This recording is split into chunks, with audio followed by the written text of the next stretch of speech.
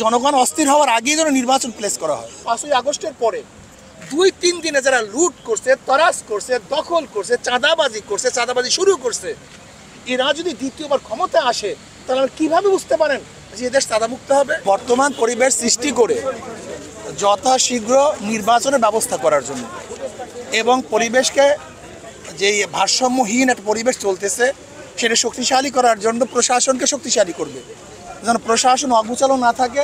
যেখানে যেখানে প্রশাসনের যত ত্রুটি বিচ্যুতি আছে ঢেলে সাজাবার জন্য পরামর্শ দিয়েছে। দেখেন, এটা যৌক্তিক সময় তো বলছি যখনই পরিবেশ সৃষ্টি হবে, কারণ আজকে হতে পারে, কালকে হতে পারে, 6 মাসে হতে পারে, 1 বছরে হতে পারে।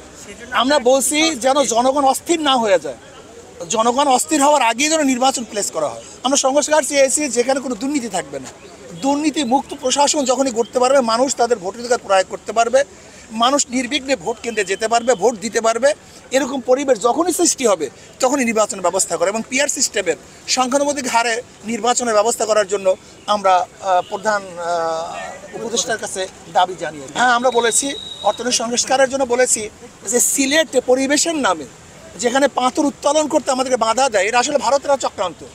আমাদের দেশ থেকে আমরা পাথর তুলবো, সেখানে পরিবেশের কী আছে?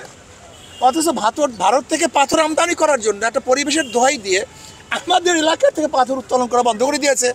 আমরা বলছি এইটা আপনার জলদি ছেড়ে দেন, সেখান থেকে আমাদের বিশাল একটা বেনিফিট আসবে, অর্থ আসবে। এরপরে বলেছি বিদেশে রেমিটেন্স আনার জন্য আমাদের যারা প্রবাসী বন্ধুরা আছে, রেমিটেন্স যোদ্ধারা আছে, তাদেরকে উৎসাহিত করতে হবে কীভাবে তারা রেমিটেন্স আমাদের দেশে পাঠাতে পারে। অপচয় বন্ধ করতে হবে। আমাদের দেশে সব জায়গায় অপচয় দেখা যায়। সরকারি এক মেহমানখানায়, এক বাংলুরে হাজার হাজার কোটি কোটি টাকা বরাদ্দ, অপচয় কমাতে হবে। যদি আমরা অপচয় কমাতে পারি, আমাদের অনুযায়ী যদি আমরা বন্টন করতে পারি, আমার বাবার আছে 100 টাকা, যদি বরাদ্দ করি 150 টাকা চুরি করতে হবে। কাজে বাংলাদেশের যেই পরিমাণের অর্থ আছে সেই পরিমাণে বরাদ্দ করা, অতিরিক্ত না করা, সেইভাবে যদি আমরা সুষম বন্টন করতে পারি তাহলে আশা করা যায় ইনশাআল্লাহ বাংলাদেশ সুন্দর হবে এবং অর্থনীতি চাঙ্গা হবে। আমাদের প্রত্যেক প্রস্তাবে ছিল যে পাচারকৃত অর্থ কীভাবে দেশে ফিরিয়ে আনা যায় সেই ব্যবস্থা অবশ্যই গ্রহণ করতে হবে, আন্তর্জাতিক সবার সাথে সমন্বয় করে। পাচারকৃত অর্থ এবং যেই অর্থবাজরা পাচার করছে যদি সেখান থেকে আনতে না পারে তাহলে দেশের তাদের যে সম্পত্তি আছে তা বাজেয়াপ্ত করে সরকারি ফান্ডে জমা দিতে হবে। নির্বাচন কমিশনের বর্তমান হাবিব আউয়ালকে অবশ্যই পদত্যাগ করতে হবে এবং যারা 14, 18 এবং 24-এর নির্বাচন উপহার দিয়েছে, রাত্রের ভোট দিয়েছে এবং যারা প্রশাসনের নির্বাচন উপহার দিয়েছে তাদেরকে অবশ্যই বিচারের আওতায় আনতে হবে। না, আমরা বলেছি জামাতের সাথে হক্কানি উলামায়ে কেরামের যে বিরোধ আছে, যে ইখতিলাফ আছে, মতানৈক্য আছে, জামাতের এখন সুবর্ণ সুযোগ। যদি সেই মতানৈক্যগুলি মিটিয়ে দেয় তাহলে জামাতের সাথে ঐক্য হওয়াটা খুব সহজ হয়ে যায়।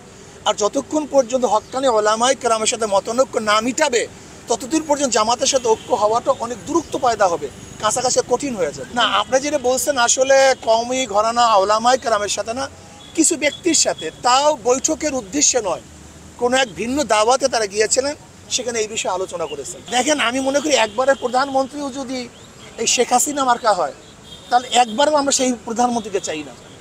আর যদি আদেল, ইনসাফগার, ন্যায়পরায়ণ, মানুষের সেবক, মানুষের উন্নয়ন করতে পারে, দেশের উন্নয়ন করতে পারে, এরকম প্রধানমন্ত্রী বারবারও হয়তো সমস্যা কি?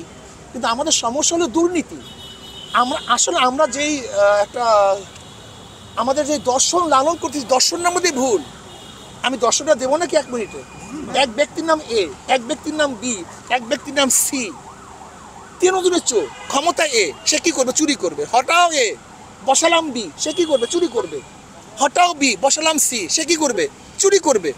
কারণ হলো ব্যক্তির পরিবর্তন হয়েছে, দলের পরিবর্তন হয়েছে, নীতি আদর্শ পরিবর্তন হয় নাই। ওসি পরিবর্তন হয়, ঘুষের পরিবর্তন হয়েছে। আপনার এসপি পরিবর্তন হয়, ঘুষের কি পরিবর্তন হয়েছে? কারণটা কি? চেয়ারের পরিবর্তন হয়, লেকিন আদর্শ পরিবর্তন হয় না। আজকে দেখেন 5ই আগস্টের পরে 2-3 দিনে যারা লুট করছে, তরাস করছে, দখল করছে, চাঁদাবাজি শুরু করছে, এরা যদি দ্বিতীয়বার ক্ষমতা আসে তাহলে আমরা কীভাবে বুঝতে পারেন যে এদেশ চাঁদামুক্ত হবে?